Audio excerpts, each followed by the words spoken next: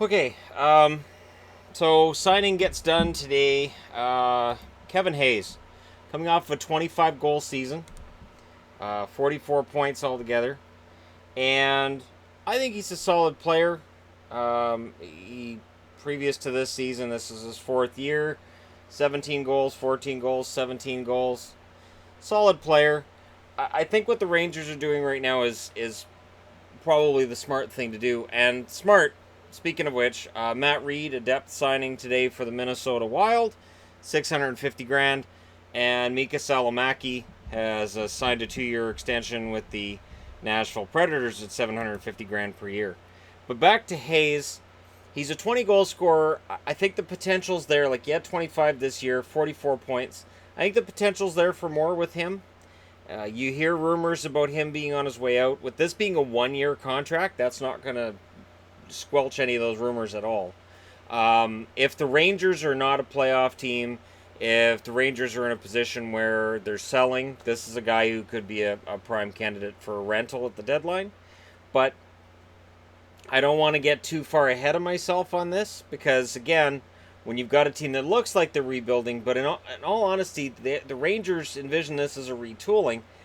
It's a funny thing, and we'll get to the Rangers when I'm doing my previews in alphabetical order.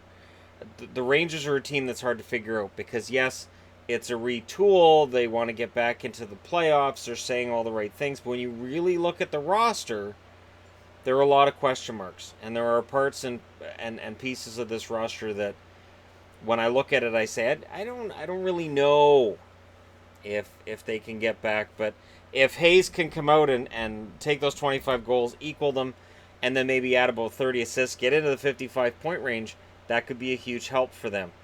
Others signing, Garnet Hathaway gets an 850 grand extension, 1 year from Calgary. Which when you're a tough guy, when you're an enforcer, you're going to get those 1-year contracts. Enforcers don't get those big long contracts. You have to have some more upside. And so Hathaway, another year as a Flame, and he's another one too that I guess you could see as a potential rental if the Flames fall out of it.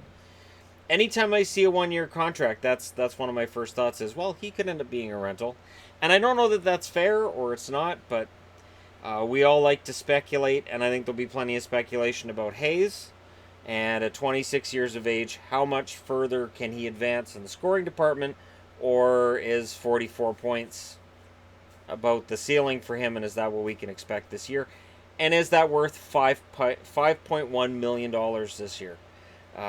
The money that guys get paid, I understand this. I understand that the salary cap goes up and the pay goes up.